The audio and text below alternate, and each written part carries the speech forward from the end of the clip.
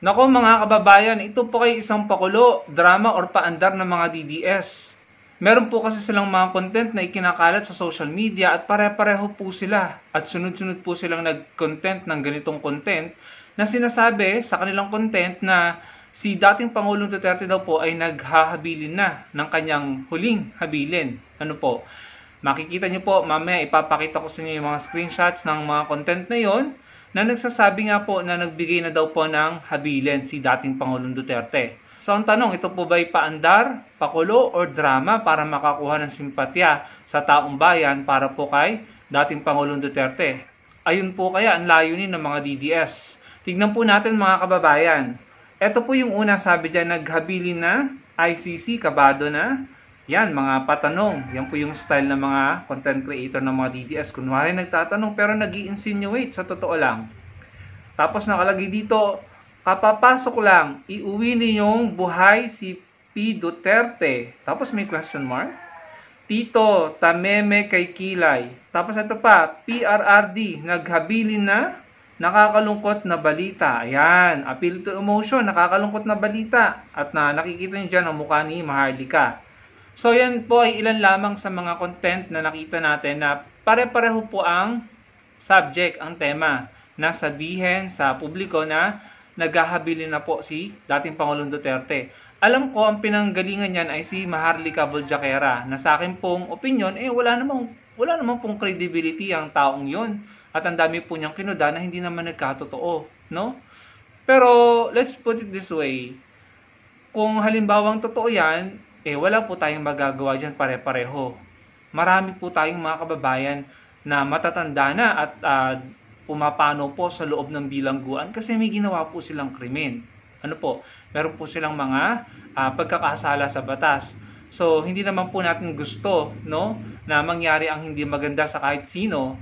Pero sa case po ni dating Pangulong Duterte, mas mamatamisin ko pa na mas humaba pa yung buhay niya para po sa akin kung may nagawa siya talagang kasalanan sa mga Pilipino at obvious naman umaamin siya, no, para mas mapanagutan niya, mas mapagdusahan niya yung mga kasalanang inamin naman po niya, hindi po ba mga kababayan? Kasi sa totoo lang kung mangyayari yung sinasabi, yung pinapahiwatig ng mga content na ito, ng mga sinasabi ng mga DDS, parang unfair yun, parang hindi po niya napagbayaran yung kanyang mga ginawang kasalanan na inamin naman po niya, no?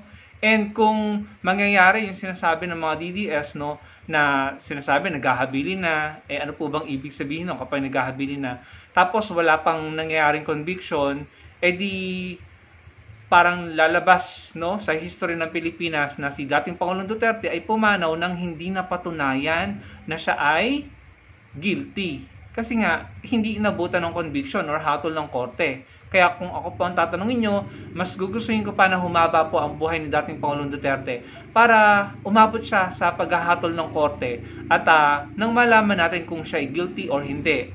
At kung guilty man siya, kung mas mahaba ang kanyang panahon na ilalagi sa mundo, mas mapagbabayaran niya, no? Mas mapagdudusahan niya ang mga kasalanang inamin din naman po niya. Hindi po ba mga kababayan? Pero kahit umamin siya, kailangan pa rin sabihin ng korte na siya ay guilty at convicted, no?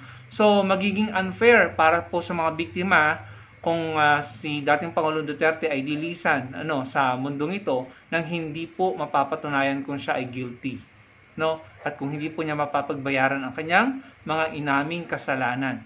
Pero kung hindi naman po ganoon ang kaso at hindi naman totoo yung pinagsasabi ng mga content na ipinakita ko sa inyo, yung mga pinapalabas nila, kung hindi naman talaga ganun, at ito ay naglalayon lamang na humingi ng simpatya or kumuha ng simpatya at awa sa mga Pilipino, sa publiko, para makakuha ng approval sa interim release na nire-request ng legal team ni dating Pangulong Duterte, si dating Pangulong Duterte, then therefore, iyan po ay isang panloloko or panlilinlang Kasi very timing po, yung lumabas po yung balita doon sa interim release na nire-request ng legal team ni dating Pangulong Duterte, and then kasunod nun ay ang sunod-sunod na content ng mga DDS na naghahabilin na daw po, meron na daw pong parang yun, huling habilin. At doon sa content ni Maharlika sa latest video niya na napanood ko ay malungkot po si Maharlika Buljakera habang nagsasalita, no? So, parang nakikita ko appeal to emotion, no? Kung tama man po yung iniisip natin na ginagawa niya ba ito para makakuha ng simpatya or awa sa mga tao para maaprubahan ng ICC yung interim release na nire-request. Kung ganyan, edi, well, strategy nila yan, ano? Pero kung ako nga po ang tatanungin nyo, mas mamatimisin ko na mas humaba ang buhay ni dating Pangulong Duterte. Parang sa ganun ay umabot po siya sa hatol ng korte nang malaman natin kung siya ay guilty sa mga kasalanang inamin niya. At nang siya ay maparusahan at mapagdusahan niya ang kanyang mga ginawang kasalanan na inamin po niya. Pero alam niyo ako mga kababayan, nadala na po ako sa mga drama, sa mga joke, sa mga paandar, sa mga intriga. Alam naman po natin, ganun ang style ni dating Pangulong Duterte, no? So ako po, hindi po ako basta-basta naniniwala. Kayo po ba? Ano pong opinion nyo sa mga binahagi ko sa inyo? Naniniwala po ba kayo dyan? Ilagay nyo lang sa comment section below at magkita-kita po tayo sa susunod kong video. Salamat po.